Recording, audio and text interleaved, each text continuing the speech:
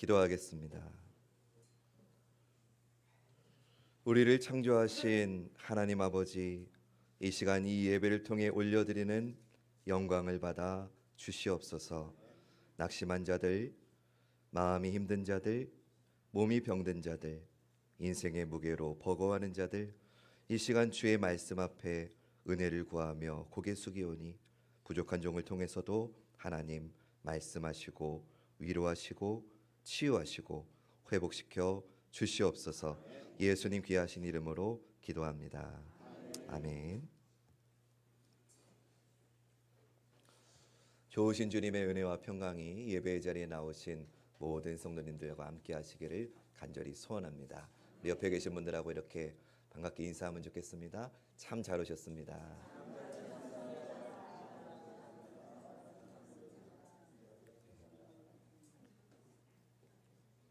오늘 우리 교회에 오랜만에 방문하신 분 계셔서 소개합니다. 최지영 성도님이시라고 여기 우리 힐스테이트 들어서는 곳에 참 좋은 부동산을 운영하고 계십니다. 우리 최지영 성도님 박수로 환영하겠습니다. 잘 오셨습니다.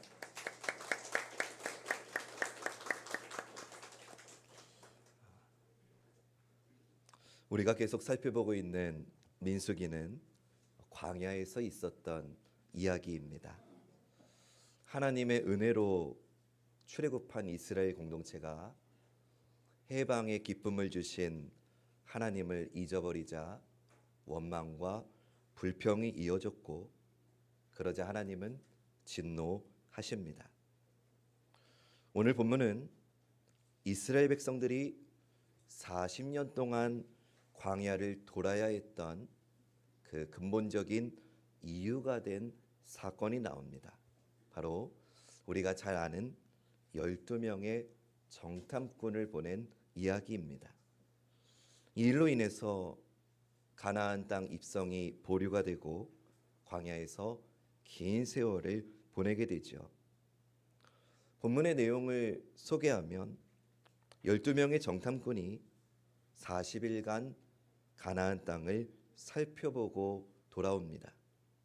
그 중에 10명은 비록 그곳이 좋은 땅이기는 하지만 그곳은 거인들이 살고 있는 곳으로 우리가 이길 승산이 없다고 보고합니다. 그러자 남은 2명 여호수아와 갈렙은 이와는 반대로 우리가 그들을 넉넉히 이길 것이라고 말합니다. 서로 이렇게 엇갈린 평가가 나오자 이스라엘 백성들은 다수의 말에 흔들리기 시작합니다. 그리고 이 일로 하나님은 정탐한 40일을 기준으로 하루를 1년으로 계산해서 총 40년 동안 광야에서 방황하게 하십니다. 결국 이 40년 사이에 출애굽한 사람들 중에 민수기 1장에서 계수했던 그 20세 이상의 1세대들은 가나안 땅에 들어가지 못하고 광야에서 모두 죽게 되죠. 오늘 우리가 눈여겨볼 것은 객관적으로 소망이 없어 보이는 상황 속에서도 여호수아와 갈렙, 이 2 사람은 달랐다는 점입니다. 그렇다면 이 어려운 상황에서도 남들과 다르게 반응하고 있는 이 2 사람의 믿음, 이 믿음은 과연 어디서 오는 것일까? 어떻게 하면 그런 믿음을 우리도 가질 수 있을까? 오늘 저는 그것을 여러분과 나눠보려 합니다. 그래서 오늘 설교의 제목은 살아있는 믿음 어떻게, 누가 가질 수 있나 입니다. 우리 한번 제목을 한번 같이 읽어볼까요? 시작.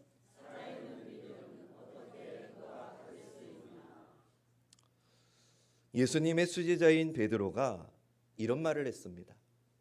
모두가 다 주님을 버린다고 해도 자기는 절대로 주님을 버리지 않겠다고 단언했습니다. 베드로의 그 말은 분명히 진심이었을 겁니다. 그러나 그가 처한 상황의 두려움으로 인해서 그 믿음이 발휘되지 못해서 실패했을 뿐이겠죠.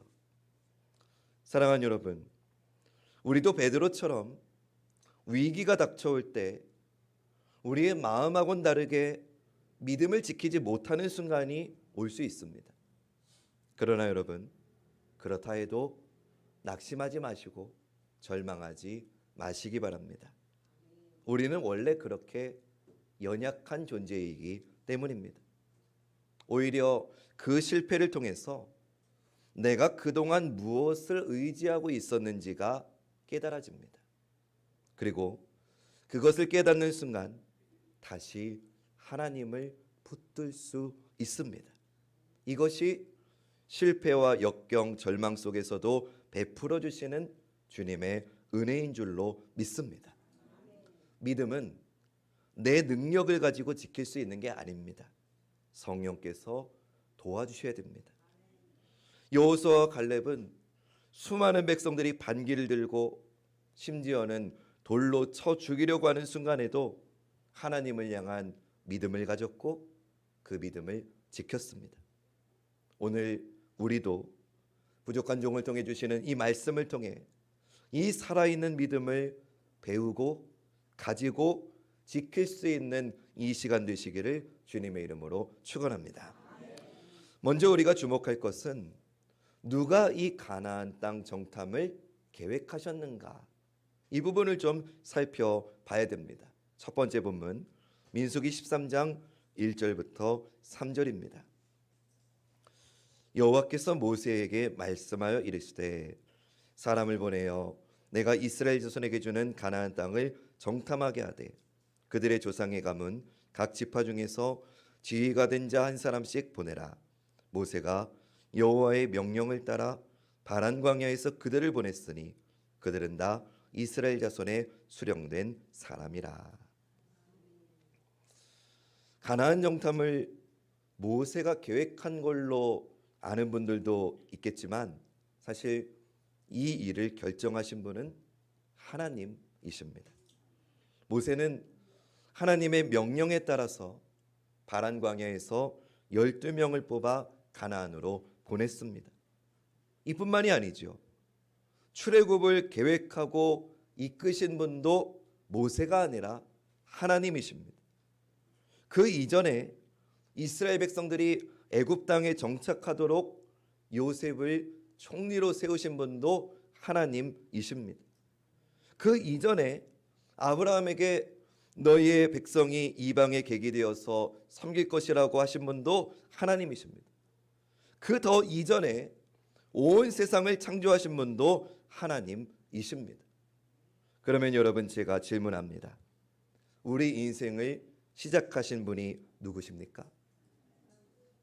나를 이 땅에 있게 하신 분이 누구십니까? 인생의 수많은 역경 속에서 지금도 나를 인도하고 계신 분이 누구십니까? 하나님이십니다. 여호수아와 갈렙은 이 일을 시작하신 분이 하나님이심을 알았습니다.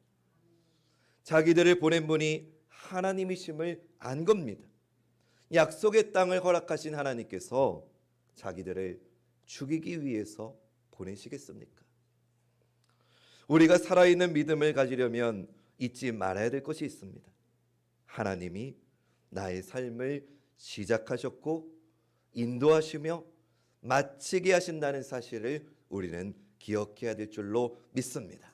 우리 앞에 화면 보시면서 이 첫 번째 기억해야 될 것 같이 선포해 볼까요? 시작. 하나님이 나의 삶을 시작하셨고 인도하시며 마치게 하신다.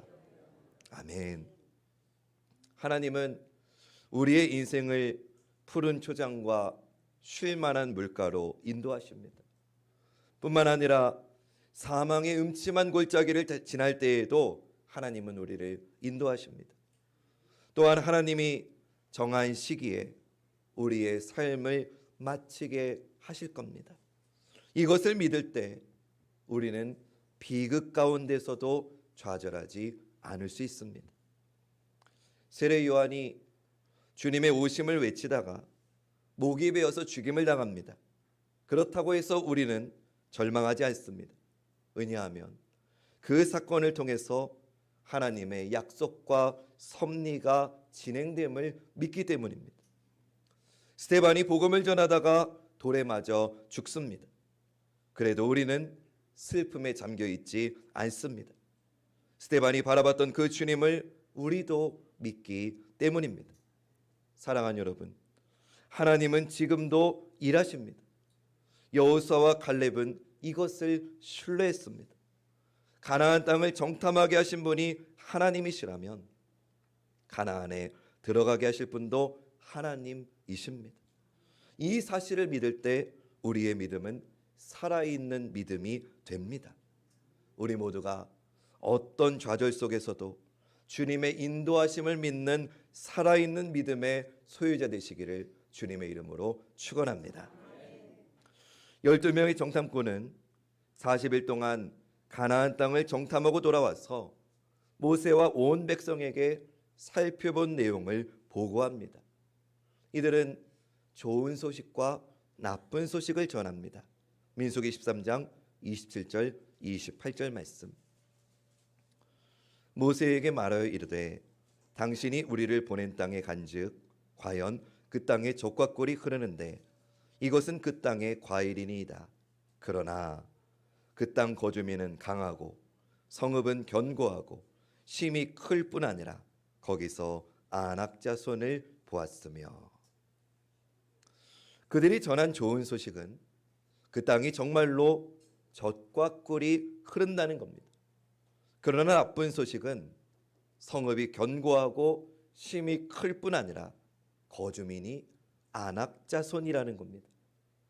말하자면 그 땅은 아주 좋긴 하지만 차지하기에는 불가능한 요소들이 많으니 가서는 안 된다는 것이었습니다.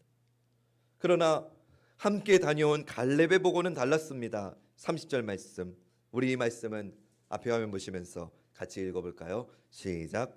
갈렙이 모세 앞에서 백성을 조용하게 하고 이르되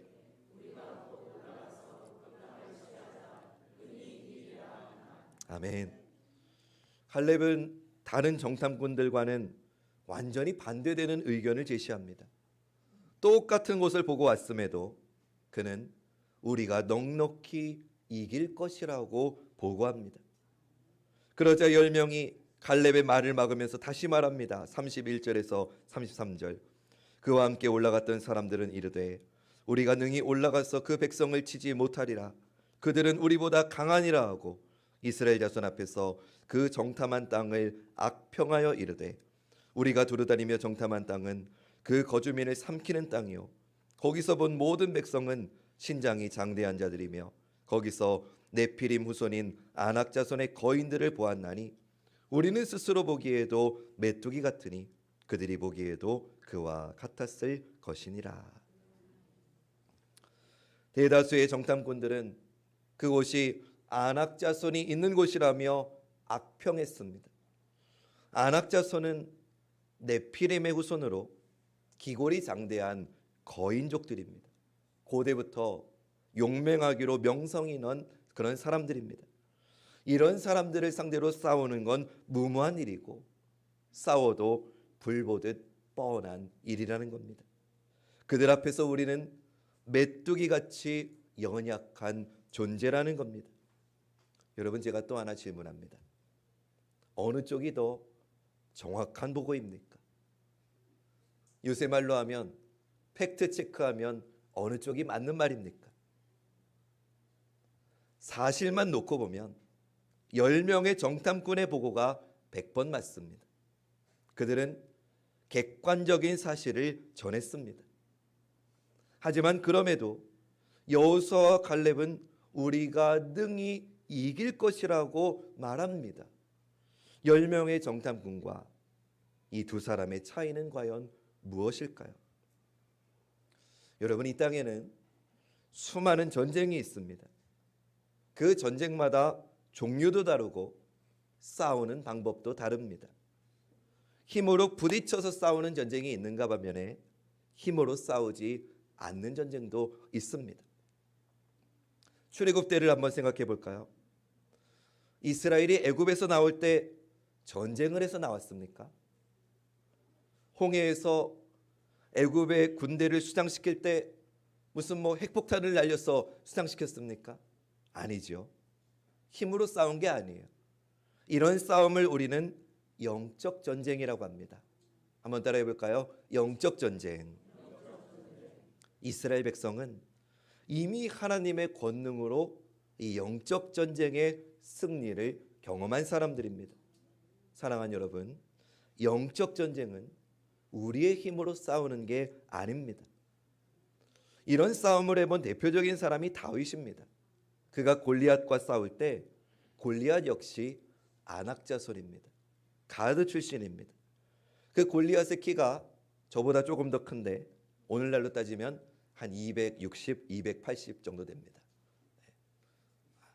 웃어줘서 고맙다. 우리 청년들이 웃어주네요. 그런 자하고 마주하고 있는 다윗이 지금 자기가 어떤 싸움을 하고 있는지를 정확하게 이해한 말씀이 사무엘상 17장 45절 말씀입니다. 우리 화면 보시며 같이 읽어봅니다. 시작. 다윗이 블레셋 사람에게 이르되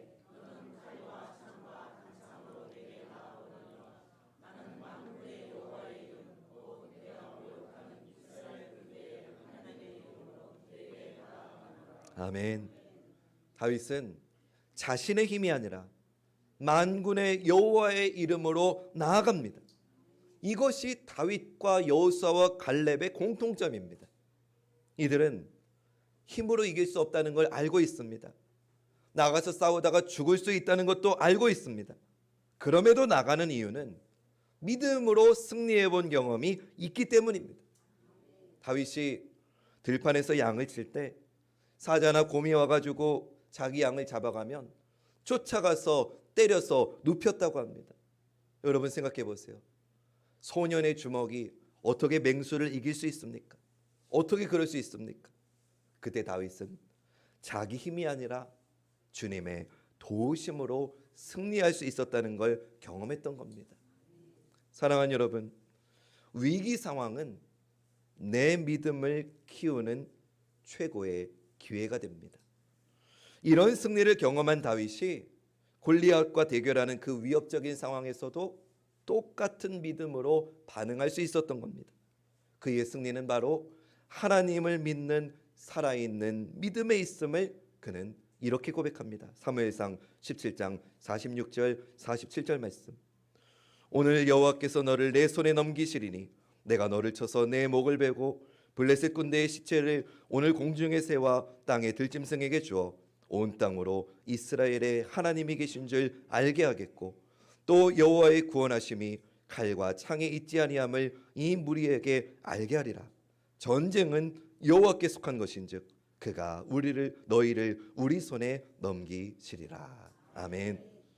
다윗의 고백처럼 여러분, 전쟁은, 영적 전쟁은 하나님께 속한 것입니다. 승리는 우리의 힘에 있는 게 아니라 주님의 능력, 주님의 권세에 있습니다. 하나님은 하나님의 전쟁을 반드시 이기시는 분입니다. 그리고 그 하나님을 믿는 우리가 반드시 승리하도록 우리를 도우시는 분이 하나님이십니다. 내가 비록 연약할지라도 만군의 여호와의 이름으로 나아갈 때 우리는 승리하게 될 줄로 믿습니다. 우리가 살아있는 믿음을 가지기 위해서 기억해야 될 것 두 번째가 여기에 있습니다. 전쟁은 여호와 하나님께 속한 것이라는 겁니다. 우리 선포해 봅시다. 시작. 전쟁은 아멘. 지금 10명의 정탐꾼은 자기네들이 가진 힘으로 싸워야 되는 전쟁인 줄 알고 있는 겁니다. 그러니 스스로가 한없이 작고 연약해 보이는 거죠. 그러나 여호수아와 갈렙은 당장의 눈앞에 있는 것을 보는 게 아니라 이 땅을 주시겠다고 하신 하나님의 약속을 믿었던 겁니다. 우리 2절 말씀을 제가 다시 한번 읽을 테니까 빨갛게 표시된 부분을 집중해서 보십시오.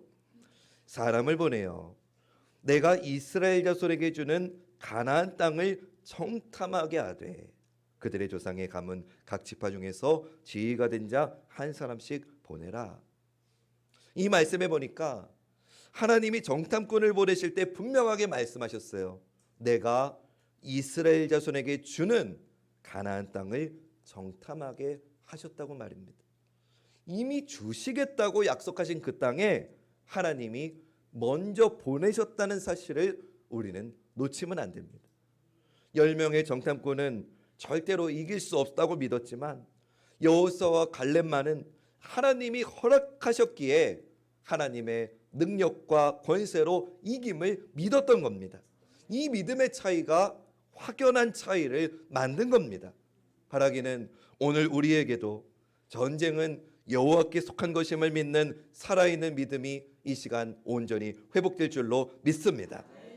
마지막으로 이스라엘 백성들의 모습을 좀 보려고 해요.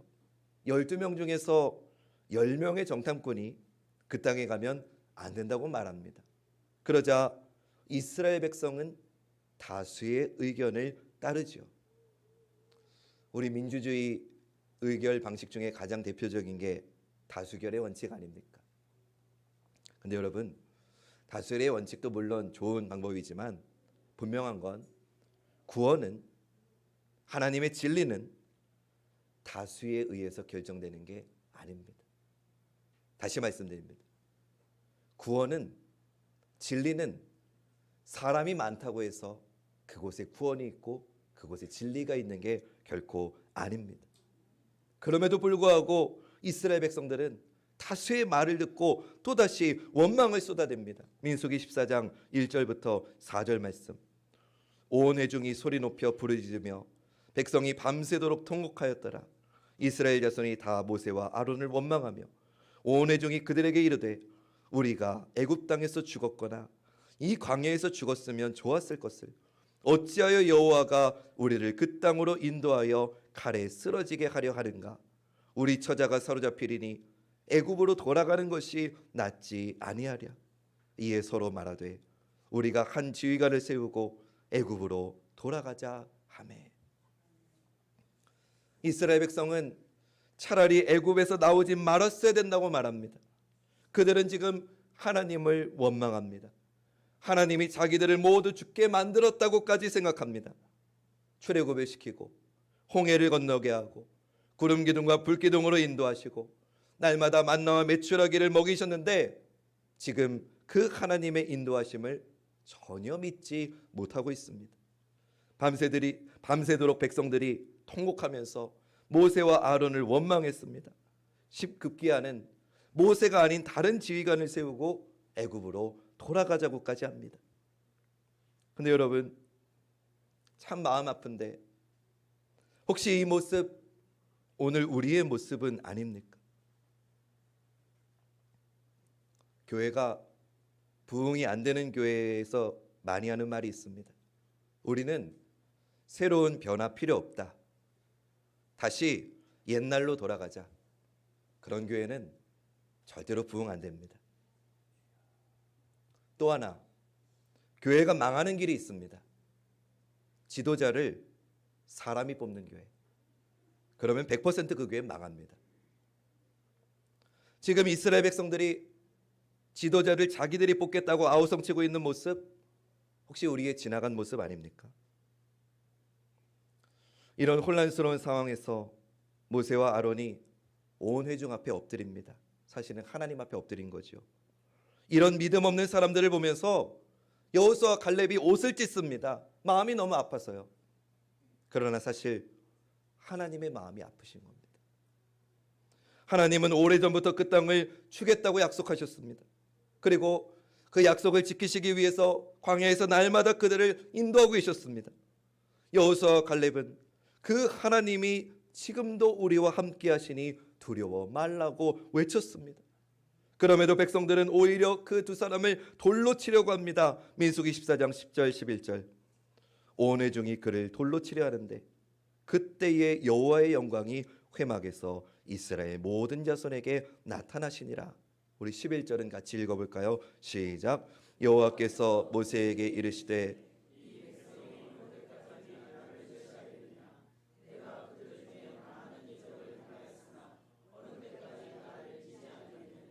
아멘.